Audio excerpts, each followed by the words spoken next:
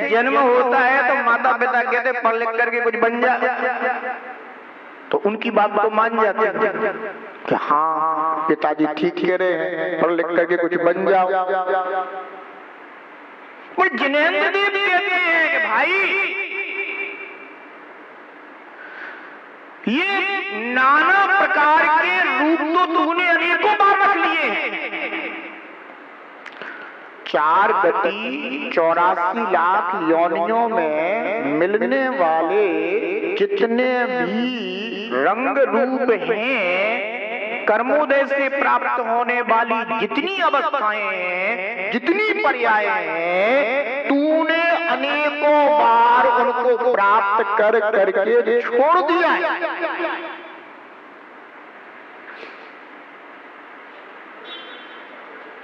पर आज तक तू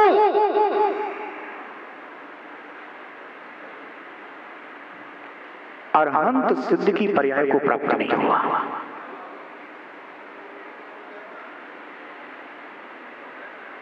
परमात्मा पर्याय को प्राप्त नहीं हुआ। एक बार वह स्वरूप अगर मुझे मिल जाए तो फिर कभी भी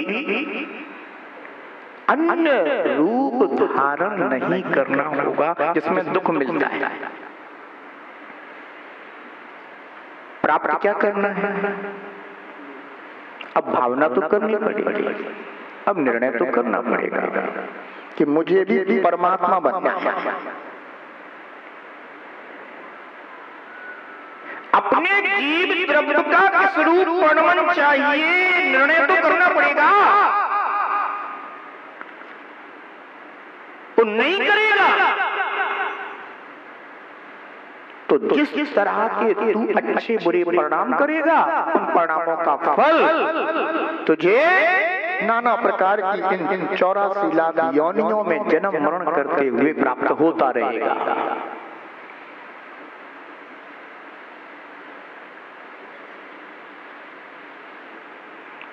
तो जैसे अपने बेटे को आप एक मार्ग सुझाते हो कि बेटा देखो तुम्हें इस तरह से अब स्कूल जाकर के पढ़ना है, फिर ये सब्जेक्ट चयन करना है क्योंकि तुम्हें ये बनना है, एक लक्ष्य निर्धारित कर तो ये तुमको बनना है, ये सब्जेक्ट चयन करना है।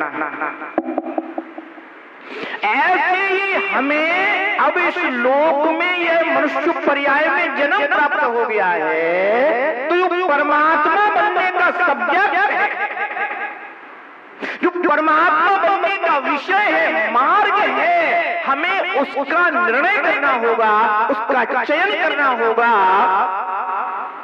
खोजना होगा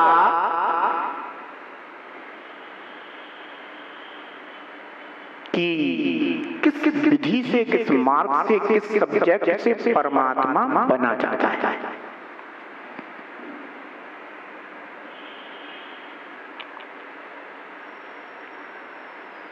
मनुष्य बन करके तो अनेकों बार देख लिया, मिला क्या?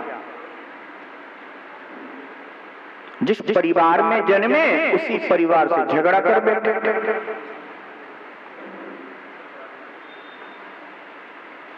उन्हीं के साथ छल कपट कर बैठे। कभी किसी ने किसी को पीट दिया, कभी किसी ने गाली दे दी, कभी किसी ने धोखा दे दिया, कभी ये दुख ही दुख भोगते रहे।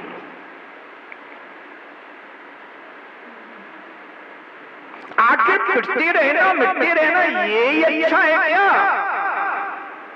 या उस अवस्था को प्राप्त करना जो अविनाशी अतीन्द्रिय सुख प्रदान करने वाली है, जहां कभी कोई किसी को दुख देता नहीं, पीड़ा देता नहीं, कष्ट पहुंचाता नहीं, अपितु अपने स्वरूप में मग्न होकर प्रति समय आत्मा के अनंत सुख का अनुभव करता है। इस संसार में, इस लोक में जितने भी संयोग हैं दुखदायी,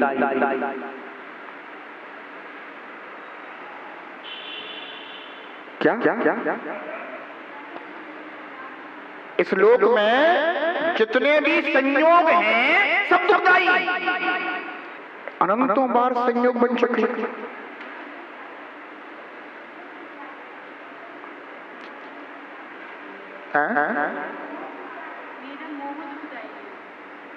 संयोग तो मोह के उदय में ही स्वीकार होते हैं माता जी।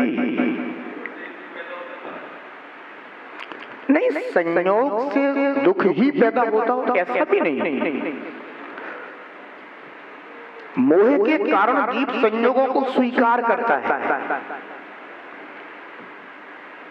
उनमें राग द्वेष करता है, और यही राग द्वेष मोह जीव के लिए दुख के कारण हो जाता है।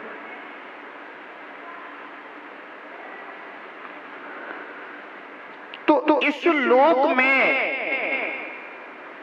ऊर्ध्वलोक, मध्यलोक और अधोलोक,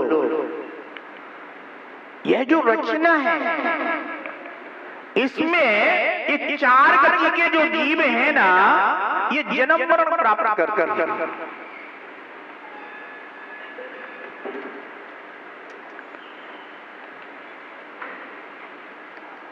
कमर के नीचे का भाग हो गया अधोलोक, कमर का भाग हो गया मध्यलोक, और कमर के ऊपर का भाग हो गया ऊर्ध्वलोक।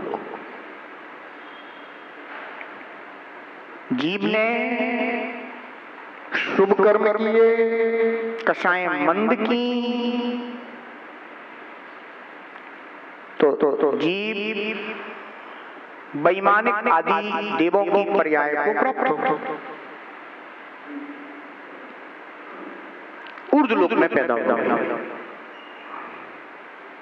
तीव्र कषाय रही, तीव्र आसक्ति के परिणाम रहे,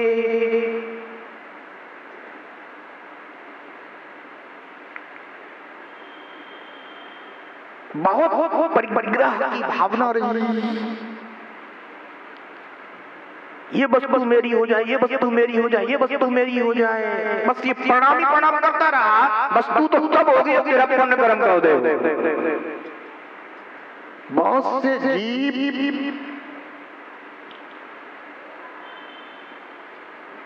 केवल इच्छाएं करते रहते हैं, ऐसा मिल जाए, ऐसा हो जाए, ऐसा प्राप्त हो जाए, ऐसा प्राप्त करूंगा, ऐसी इन सबको मैं अपना बना लूंगा, है ना, मैं इतना धन संपन्न, इतना धन वैभव वाला होऊंगा। अरे होऊंगा से थोड़ा ना हो जाएगा। अरे तुझे पुण्य का उदय होगा तो उनका संयोग बनेगा। चक्रवर्ती भरत ने सोचा थोड़ी ना था कि मैं 6 घंटे गणपति होऊंगा, सोचा था। जब जन्म हुआ तो उनके पिताजी ने पढ़ाया था, कहते बेटा तू 6 घंटे गणपति हो जाएगा। अरे उसका पुण्य था, तो पुण्य कर्म के उदय में आयुष काला में चक्रवर्ती उत्पन्न हो गया, घोषित हो गया 6 घंटे गणपति चक्रवर्ती है।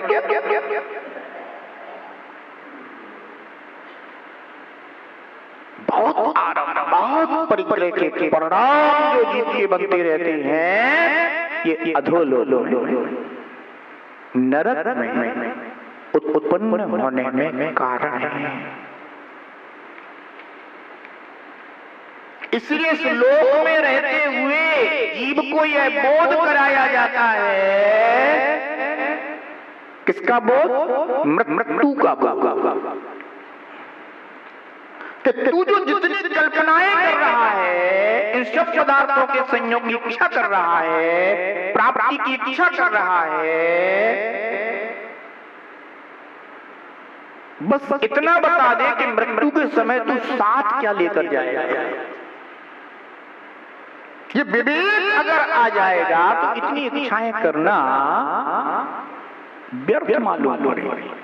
तो तू ये सोचेगा कि जीवन के लिए जो उपयोगी हो उतना ही पर्याप्त है, ये व्यर्थ का बोझा बांधने से क्या फायदा है?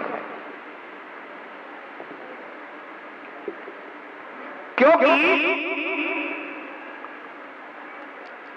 साथ तो मैं लेकर जाऊंगा,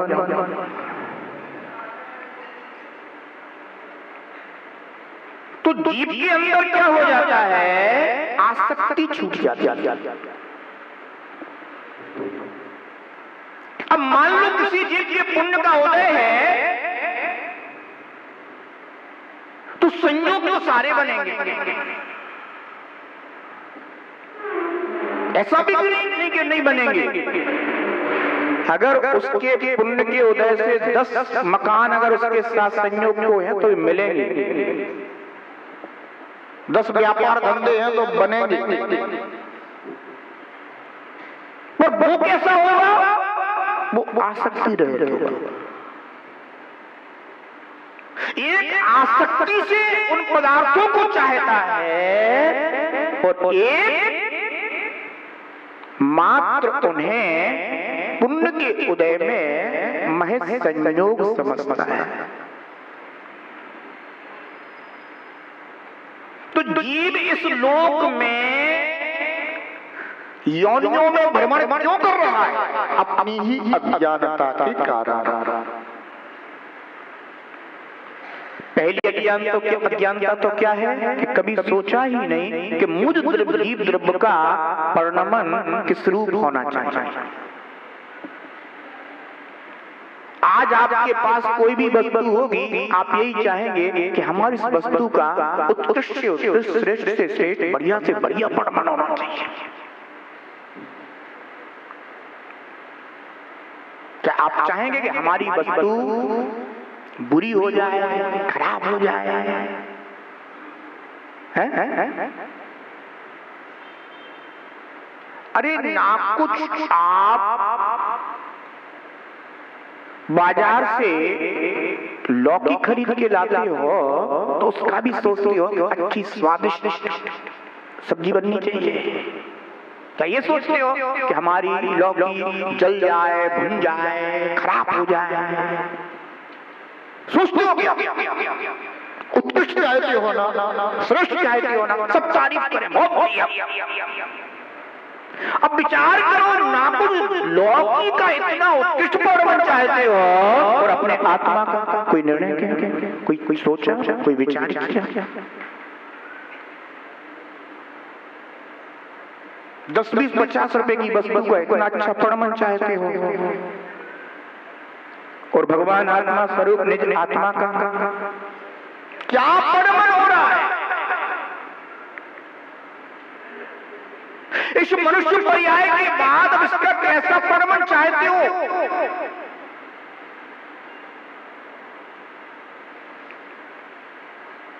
जिनेंद्र भगवान बता रहे हैं कि आखिर मनुष्य गति में, त्रिज गति में, देव गति में, नरक गति में जाने के कौन से परिणाम हैं? इन परिणामों को अगर तू करता रहेगा तो ऐसी दुर्गतियों में तुझे जाना पड़ेगा। तो कम से कम इतना तो विवेक रखो।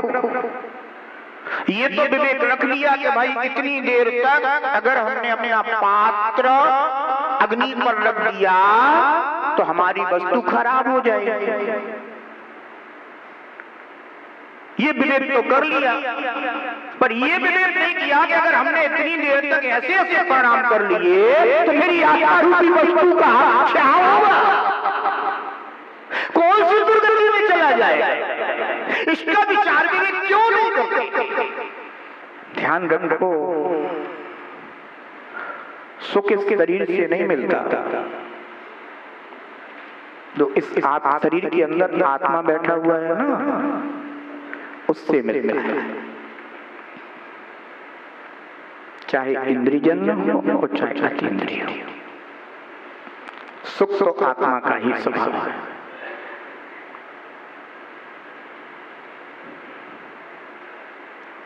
बंधु, आज थोड़ी सी ये मनुष्य की पर्याय मिल गई है ना तो इतराते हैं अपन, पर कभी तुच्छहीन पर्यायी जीव को देखना, कभी सड़ा गला स्वान रास्ते से गुजर रहा हो तब उसको देखना।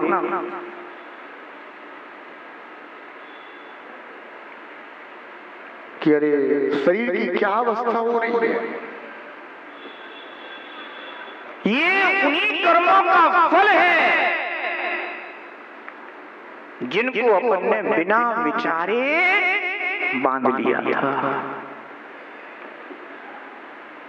क्योंकि संसार में जीवन आदि से करता क्या आ रहा है? कर्मों को कर रहा है, कर्मों के फल भोग रहा है। तो जैनेंद्रियों कहते हैं कि कोई कर्म भी तुझे करना पड़ रहा है। देखो, संसारी जीव को कर्म करना तो उसकी मजबूरी है। कोई भी जीव हो, चाहे अध्यात्म मार्ग पे चलने, परमात्मा मार्ग पे चलने वाला हो, चाहे संसार के मार्ग पे चलने वाला हो, कर्म तो सबको करना पड़ रहा है। पर इतना ही है, जैनेंद्रियों कहते हैं कि कम से कम ऐसे तो कर्म कर जिससे तुझे धर्म करने की योग्यता प्राप्त हो सके। लोक में कहीं ऐसे स्थान पर मत जन्म ले लेना कि जहां तुझे धर्म नसीब ही ना हो, जिनेंद्रियों की वाणी नसीब ही ना हो। कहीं ऐसे पर्याय में जन्म मत ले लेना कि तुझे जिनेंद्रियों की वाणी सुनने ही को न मिले।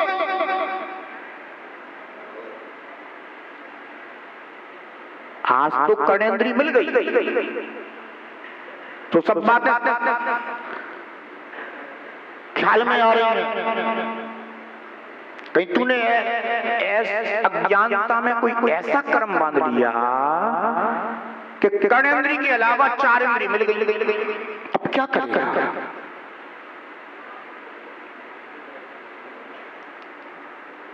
कोई धर्म कर्म करने की योग्य रह गया क्या? नहीं।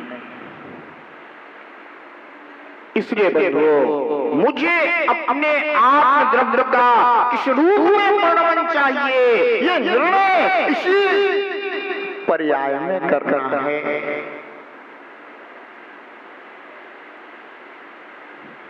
मैं पिता बनूं, मैं माता बनूं,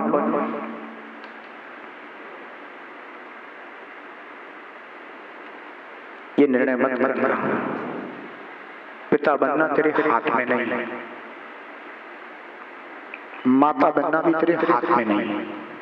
शादी तो कर सकता है, वैसे तो शादी होना भी तेरे हाथ में नहीं।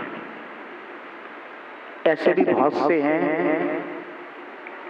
कि जो चाहते हैं कि हो जाए पर हो नहीं रही।